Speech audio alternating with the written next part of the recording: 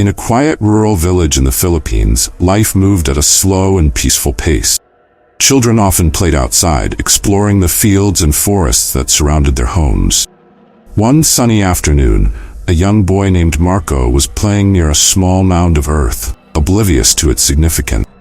He ran around with a stick, imagining himself as a brave warrior battling invisible foes. Marco's mother, Maria, called out to him from the doorway of their modest home, reminding him to stay close. "Don't wander too far, Marco. Stay where I can see you," she cautioned, voice carrying a hint of worry. The village was safe, but everyone knew that respect for the old ways and the unseen inhabitants of the land was essential. While playing, Marco accidentally tripped and fell onto the mound, crushing it under his weight. Quickly scrambled up, brushing off dirt and laughing at his clumsiness. Unbeknownst to him, this mound was believed to be the home of Duwende, small mythical dwarfs who lived underground. As he continued playing, Marco noticed something strange. The air around him felt cooler, and he thought he heard faint, high-pitched murmurs. Shrugging it off as his imagination, he went back to his game, unaware of the trouble he had stirred. That evening, Marco started feeling unwell. He complained of a severe headache and nausea. His parents, Maria and Tomas, initially thought it was just a common illness, but his condition worsened rapidly. By nightfall, he was burning with fever and his skin was clammy to the touch. Maria and Tomas took turns sitting by Marco's bedside, trying to comfort him. Maria wiped his forehead with a cool cloth, her heart heavy with worry. "What could it be, Tomas?" "He was fine this morning," she whispered, her voice trembling. Over the next few days, Marco's health deteriorated further. He developed a high fever and began having nightmares about tiny, angry creatures. He would wake up screaming in the middle of the night, describing visions of small, shadowy figures with glowing eyes. His parents grew desperate, seeking help from local healers and doctors, but nothing seemed to work. One evening, as Maria sat by Marco's bed, she noticed small bruises forming on his arms and legs. "Tomas, look at these marks," she said, her voice filled with fear. Tomas examined the bruises, his face growing pale. "This is not normal," he said. "We need to do something different." The following day, an elderly neighbor named Lola Pilar visited them. She had heard of Marco's illness and came to offer her help. Lola Pilar was known in the village for her deep knowledge of local folklore and her connection to the spiritual world. She listened to their story with a grave expression. "This is the work of the Duwende," she said. "Marco must have disturbed their home.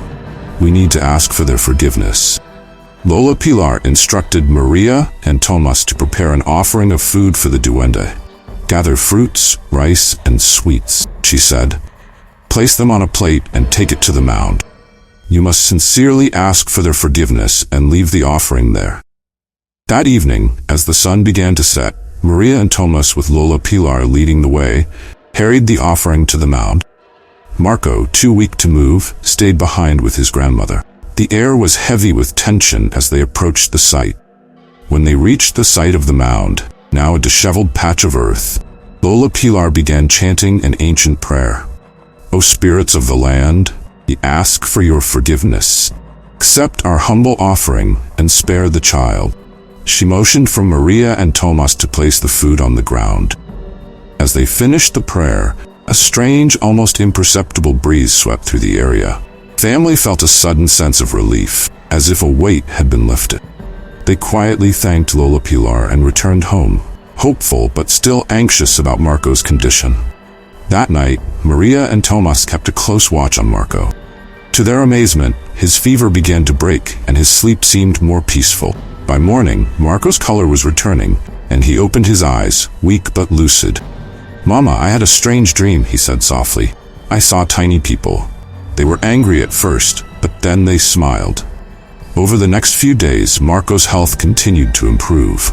Bruises faded, and his strength gradually returned. Family was overjoyed and deeply grateful to Lola Pilar and the Duwende for sparing Marco. Lola Pilar visited them once more, bringing a small amulet for Marco to wear. "This will protect him," she said. "Remember to always respect the spirits of the land." The family thanked her profusely, promising to heed her advice.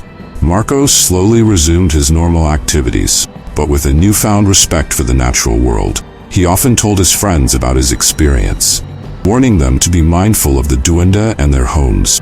The village elders decided to hold a small ceremony to honor the Duwende and seek their continued goodwill. They believed that Marco's experience was a reminder of the delicate balance between humans and the spirit world. As the years went by, the story of Marco and the Duwende became a cautionary tale, passed down from generation to generation. It served as a reminder of the importance of respecting the unseen inhabitants of the land.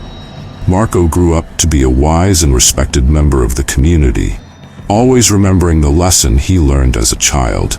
The mound, now a revered site, was carefully tended to by the villagers, who left offerings regularly. Thank you for joining us on this chilling journey.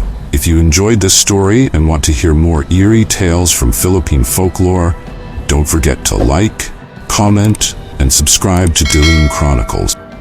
Hit the bell icon so you never miss an update. Until next time, stay safe and always be aware of the unseen.